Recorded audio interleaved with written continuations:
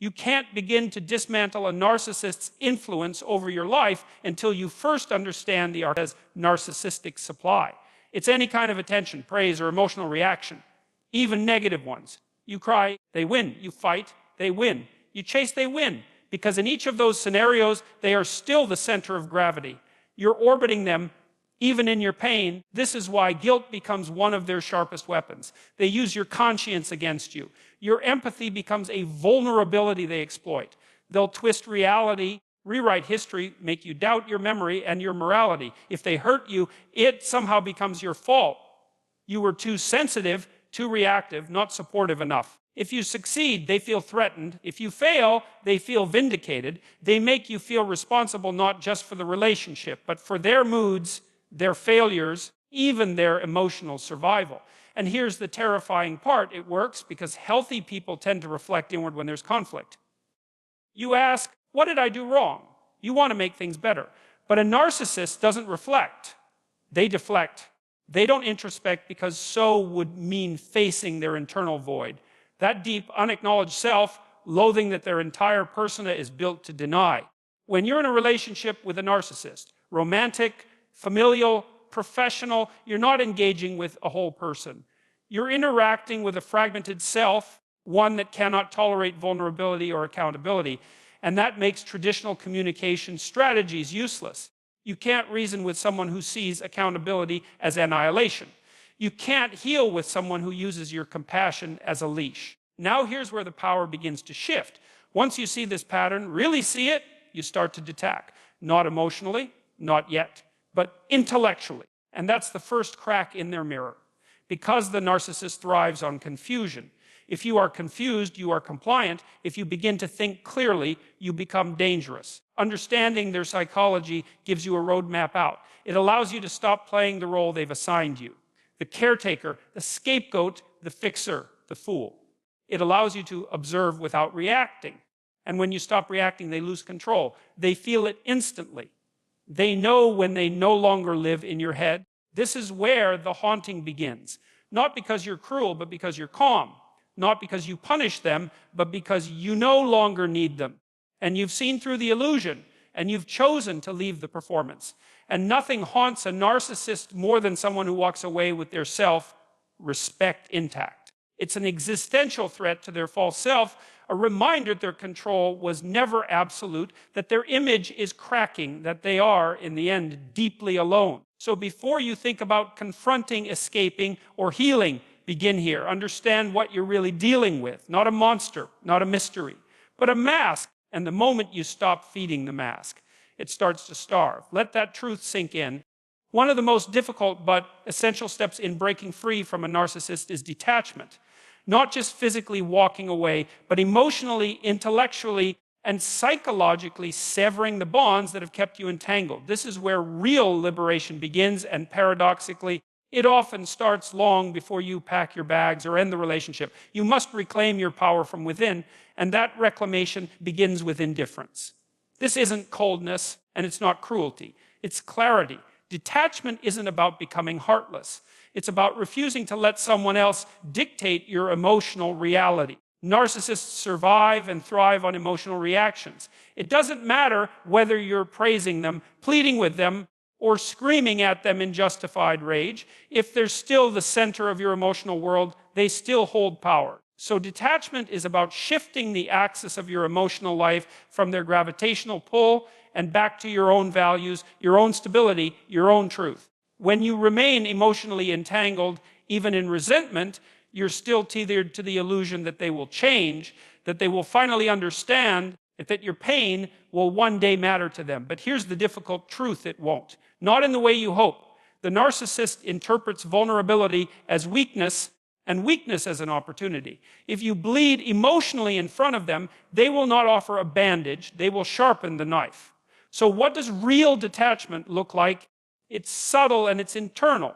You stop trying to explain yourself. You stop trying to get them to see your side. You no longer hand over your peace in exchange for their approval or validation. You watch them perform. The rage, the tears, the guilt trips, and instead of reacting, You observe. You begin to see the patterns, not the drama. You start to respond with neutrality instead of defensiveness. And this neutrality, this calm, deliberate lack of emotional investment is what truly unsettles them. Narcissists are not haunted by your anger, they're haunted by your silence. And here's why this matters so deeply. Narcissists build their sense of self through the reflections they pull from others. If you withdraw your emotional response, your energy, your outrage, even your pain, you're withdrawing the mirror. You're refusing to reflect back the image they want to see or the drama they want to provoke. That absence begins to echo. It creates a void they can't fill. And in that void, they are left alone with themselves, something they've spent a lifetime avoiding. You must understand that when you detach, you're not abandoning your humanity, you're reclaiming it. You're no longer allowing your compassion to be weaponized. You're no longer placing your emotional well-being in the hands of someone who treats connection as currency and empathy as leverage. And once you've reached that point of inner resolve, everything begins to shift. Your tone changes. Your presence changes. You no longer argue. You don't plead. You don't need to. You begin to radiate a kind of quiet power, the kind that comes from self-possession. You're no longer performing in their play. You're not reacting to their script. And the narcissist who once feasted on your emotional availability now finds themselves staring at a blank page. But make no mistake, this detachment requires practice. You'll be tempted to re-engage, to defend yourself, to respond to their provocations. That's part of the cycle, the hook. They will test your boundaries. They'll accuse you of being cold, heartless, ungrateful. That's the echo of the control they used to have. Let it echo. Let it pass through you. Every time you choose stillness over reaction, clarity over chaos, you take back a piece of your autonomy. And with enough of those pieces, you rebuild yourself. This kind of detachment isn't just a survival strategy. It's a philosophical stance. It's a declaration that your inner world will no longer be dictated by someone else's disordered need for control. You're choosing sovereignty. You're choosing freedom. So here's the truth to carry with you. Detachment doesn't mean you stop caring. It means you care more about your peace than their approval. And in the end, that's what haunts them most. They no longer have the power to move you. And when they can no longer move you, they can no longer use you.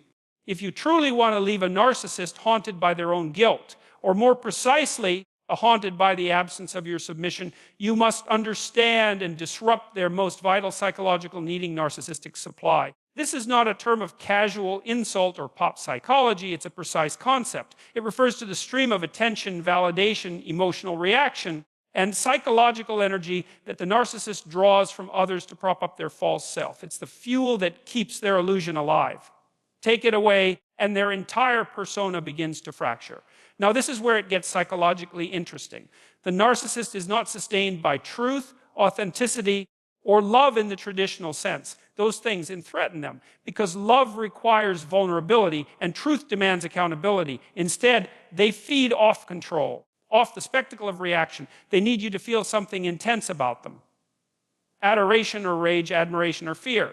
It doesn't matter which. What matters is that you're still emotionally engaged, still orbiting them, still granting them psychological significance. This is why no contact, or at the very least, a low contact communication is so profoundly effective.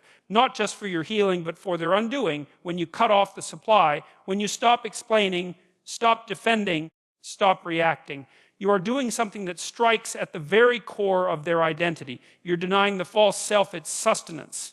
You're refusing to participate in their emotional economy. To use an analogy, imagine someone whose sense of self is like a leaking balloon. They don't know how to hold shape on their own, so they constantly siphon air from others. Praise inflates them. Conflict inflates them. Even your pain inflates them, because your pain proves their importance. It says, you matter enough to affect me. But what happens when you stop reacting?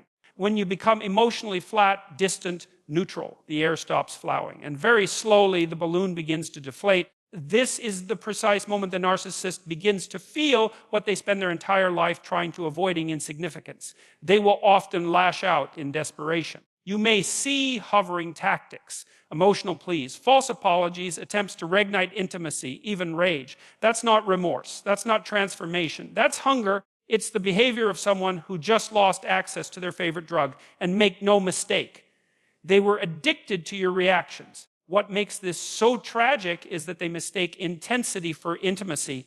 They don't actually want connection in the healthy sense. They want control disguised as closeness. And when you deny them both, you confront them with a truth they cannot digesting. They are not the center of your world anymore. But let's pause and acknowledge something difficult here.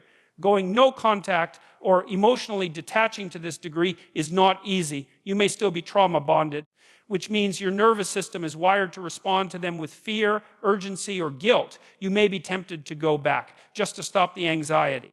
But every time you return to provide supply, whether in the form of explanation, argument, or even closure, you reinforce the very dynamic that's been harming you. That's why disrupting the supply has to be deliberate, not react impulsive. Intentional, you prepare for it, you plan for it, and you commit to it like you would a detox. Because in many ways it is a detox from emotional chaos, from manipulation, from the illusion that you can ever be seen clearly by someone who only sees themselves. What emerges in this process is your own emotional independence. You realize you don't need to be seen by them anymore. You don't need to prove your worth, defend your story, or fix the narrative. You are no longer their mirror, and without a mirror, they are lost in their own distorted reflection. This is where the haunting begins, not because you punish them, but because you've vanished, not out of cowardice, but out of clarity. They are left with the wreckage of a performance no one is watching anymore. And in that silence, their guilt, however deeply buried, begins to stir, because they are forced, perhaps for the first time, to sit with the consequences of their own emptiness. So remember this, the most powerful act of resistance is not rage, and it's not revenge, it's removal. The moment you stop feeding the illusion begins to starve. And nothing haunts a narcissist more than being irrelevant to someone who once gave them everything. You don't owe your energy to someone who only valued it when it served their control. Let your absence be the echo that reminds them you were the source all along. There's a point in every toxic dynamic where a fundamental decision has to be made, not just to leave, but how you leave. And that distinction matters more than most people realize. Leaving a narcissist in a state of uncertainty, doubt, or emotional dependence only perpetuates the cycle. Knowledge, they will interpret confusion as weakness. They'll see your hesitation as an opening to reassert control. So the only way to truly sever the tie and begin the process of haunting their ego is to walk away with strength and certainty. This is not a performance. It's not about dramatic exits or cold revenge. It's about embodying the kind of inner resolve that says, you no longer define my reality, you're not pleading, and you're not explaining, and you're not asking for understanding. You are simply finished. And that quiet finality carries a psychological weight that narcissists are not equipped to handle. See, one of the core characteristics of narcissism is the belief in their own indispensability. They genuinely think you can't live without them, or at least that you'll never dare to try. They build the entire relationship dynamic around this assumption. They condition you to doubt yourself, to question your instincts, to internalize blame for their emotional instability. And by the time you begin to consider leaving, you're often so entangled in their narrative that you feel paralyzed. That paralysis is exactly what they're counting on. But here's the deeper truth on, the narcissist isn't actually strong. What they are is persistent in their illusion. Their power depends entirely on your belief in that illusion, on your participation in their mythology. When you reject that, not just intellectually, but viscerally, something profound shifts. You begin to see their behavior for what it is: insecurity masquerading as dominance, manipulation disguised as intimacy, fear dressed up as control. Leaving with certainty doesn't mean you won't feel fear. You will. It doesn't mean you won't grieve. You will, but it does mean that your decision is no longer governed by fear or grief. It's anchored in something deeper, your dignity. You are saying, essentially, God, I choose to live in truth, even if it costs me comfort. And that kind of decision reverberates. It confronts the narcissist with a mirror they cannot escape. Because for all their bluster, what they fear most is not being abandoned. It's being, and when you walk away without looking back, without needing their validation, you become that fear incarnate. You become the living proof that their power was never real. The narcissist expects chaos. They expect a fight. They expect you to fall apart so they can play the rescuer again, just long enough to reset the cycle. What they don't expect, what they cannot tolerate, is calm clarity. Your peace is unsettling to them because it exposes the turbulence they live in. Your certainty is a threat to entire identity because it implies that you see them clearly, and they know they cannot survive that kind of scrutiny. And here's what's even more important: when you leave with strength, you reclaim authorship of your own story. You are no longer the character in their drama. You become the protagonist of your own life. That shift is not just psychological, it's spiritual. You are stepping out of distortion and into integrity. You are choosing reality over illusion, courage over codependence, truth over trauma. That choice will ripple through your life in ways you can't yet imagine. It will challenge you, yes, but it will also transform you, because when you choose to leave from a place of strength, you're not just walking away from the narcissist, you're walking toward yourself. You're reestablishing your own center of gravity, no longer tethered to someone else's emotional instability. And the narcissist, they're left standing in the ruins of their own myth. For once, they're not in control. They don't get the last word. They don't get to reshape the narrative. They're confronted with the reality that someone saw through the facade and chose not just to leave, but to arise. So remember, this walking away in confusion keeps you in the story. Walking away with clarity ends it. And sometimes the most haunting thing you can leave behind is your absence, fully intact, fully free, and no longer theirs to define. There's a strange and painful paradox when you leave a narcissist. On the surface, you've escaped the chaos, the control, the emotional war zone. But internally, you're often left with a wreckage they don't see, and frankly don't care about. It's the psychological aftermath, the confusion, the guilt, on the hollowed out sense of identity. And the only way to rise from that wreckage is by doing something the narcissist never could: healing with integrity. This process is not linear, and it's not easy. It requires more than distance. It demands reflection, courage, and a commitment to truth. See, narcissists avoid truth because truth threatens their illusion. It pierces the mask. It asks them to confront shame, inadequacy, and failure, things they've buried beneath manipulation and projection. But your healing depends on your willingness to do the opposite. You have to turn toward the truth. You have to look clearly at the damage, not to shame yourself, but to understand where the wounds are and why you kept tolerating the pain. Because that's the uncomfortable reality most people miss of you. Healing after narcissistic abuse isn't just about what was done to you. It's also about what you believed about yourself while it was happening. You have to confront the part of you that accepted less than you deserved, that confused manipulation with love, that mistook control for care. That's not an accusation, it's an invitation. You weren't weak, you were conditioned. You were targeted because of your strength, say of your empathy, your loyalty, your willingness to try again. But those same traits, if unguarded, can become liabilities in the hands of a narcissist. So healing with integrity means you stop making excuses for them and for yourself. You stop minimizing what happened. You stop telling yourself it wasn't bad just because it wasn't physical or overt. Psychological abuse cuts deep precisely because it's subtle. It erodes your sense of self, not in one blow, but in 1,000 small dismissals, gaslights, and guilt trips. And that erosion needs to be named if it's going to be repaired. But here's the beautiful, redemptive truth. Every time you choose awareness over avoidance, you reclaim a piece of yourself.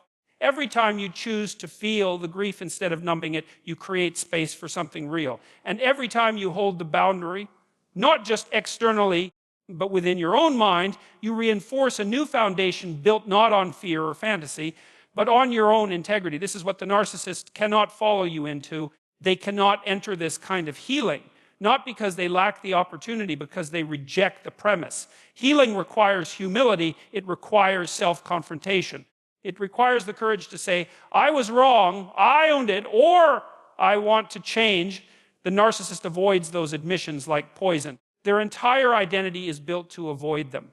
And that's precisely why your healing becomes their haunting. Because as you evolve, as you grow, as you rebuild your life around truth and dignity, you become a living contradiction to everything they told themselves about you and about themselves. You were never weak. You were never broken. You were simply buried under the weight of their illusion. And when you rise, when you come back to yourself with more clarity and more strength than ever before, it sends a message they can't unharg: you didn't destroy me. You refine me, you, that message echoes. Maybe not right away, maybe not consciously, but it lingers. Narcissists remember the ones who saw through them. They remember the ones who left without begging, and they remember the ones who healed without them. That memory, that loss of control, that shattered image, it follows them. But more importantly, it frees you, because healing with integrity isn't about revenge. It's about resurrection. It's about reclaiming the parts of you that were silenced, suppressed, or distorted. It's about becoming whole again, not in spite of the pain, but because you effaced it. That kind of wholeness isn't just recovery. It's rebirth. So let that be your guiding principle. You do not need to hurt them to heal. You just need to heal so completely that the version of you they tried to control no longer exists. And when they come looking for the person they once manipulated, all they'll find is someone no longer answers to their illusion, only to truth.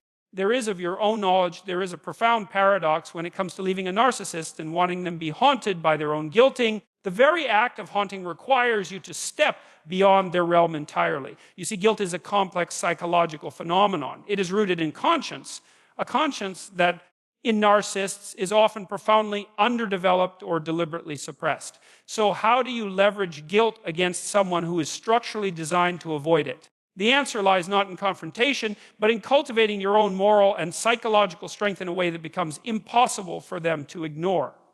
To understand this, consider the narcissist's relationship with guilt. Many narcissists operate with what psychologists call defense mechanisms, like denial, projection, and rationalization. These are not just tactics, they're survival structures that maintain their fragile sense of self. When confronted with wrongdoing, especially their own, they don't internalize guilt as a healthy emotion. Instead, they deflect it, shift blame, or erase it altogether. This is why direct accusations or moral appeals often fall on deaf ears. The narcissist's ego is armored with layers of self-justification and denial, making traditional guilt induction ineffective. But here's the crucial sight. Guilt is not just about admitting fault, it is about recognizing the impact of one's actions on another sentient being. And that recognition comes not from external pressure, but from internal confrontation. The narcissist's greatest fear is not punishment, but exposure, being seen clearly without the mask of grandiosity or victimhood. This is where your role transcends simple retaliation. You don't haunt them by trying to make them feel guilty through argument or anger. You haunt them by living in such a way that your very existence becomes a mirror reflecting the truth they hide from themselves. By embodying integrity, authenticity, and self-respect, you hold up a light that illuminates the dissonance between their self-image and their actions. Imagine a room full of smoke and mirrors. This is the narcissist's world. They navigate it by manipulating reflections, twisting perceptions, and controlling narratives. Now, imagine someone walking into that room who refuses to be deceived or complicit. Someone who sees the smoke for what it is and calmly refuses to play along. That presence unsettles the entire structure. It creates cracks in the illusion. That presence, that unwavering light, is what haunts a narcissist. But it doesn't happen overnight. It is the result of a deliberate and ongoing commitment to your own psychological well-being. It means cultivating self so sharp that you no longer accept distortion as truth. It means developing emotional resilience so strong that their provocations no longer shake you. It means nurturing your values so deeply that their attempts to undermine your worth are futile. And let's not forget the philosophical dimension of guilt. Guilt is a call to conscience, a whisper from the deeper self, urging alignment with truth and responsibility. When you cultivate a robust conscience in yourself, you create a dynamic tension that the narcissist cannot mimic or suppress. Your life becomes a living testament to responsibility and moral courage, a sharp contrast to their perpetual evasion. In this light, haunting the narcissist with their own guilt is less about what you say to them and more about what you become. It is about reclaiming your narrative, your boundaries, and your dignity in such a way that they cannot simply write you out of their story or diminish your significance. It is about creating a presence so authentic that their attempts to gaslight or manipulate fall flat. This approach also requires patience. Narcissists are often slow to self-reflect, if they reflect at all. The haunting you invoke may manifest not immediately, but as a persistent echo, a sense of loss or unresolved dissonance that lingers beneath their defenses. It is in the quiet moments of solitude, when their grandiosity falters, that your presence reverberates most powerfully. So what does this mean practically? It means investing deeply in your own growth rather than wasting energy on trying to force recognition or apology. It means focusing on healing rather than hurting, and clarity rather than confusion, peace rather than conflict. It means embracing a paradox that the best way to hold someone accountable is sometimes to refuse to engage on their terms and instead engage with yourself on the highest terms possible. In essence, the most profound haunting you can leave behind is not a barrage of accusations or a trail of bitterness. It is the indelible imprint of your integrity, a silent but persistent reminder that you refuse to be broken or defined by their cruelty. It is the presence of someone who chose growth over grievance, truth over manipulation, and freedom over fear. Let this be your guide when you heal and live authentically. You are not just freeing yourself, you are casting a long shadow over the narcissist's self-deception.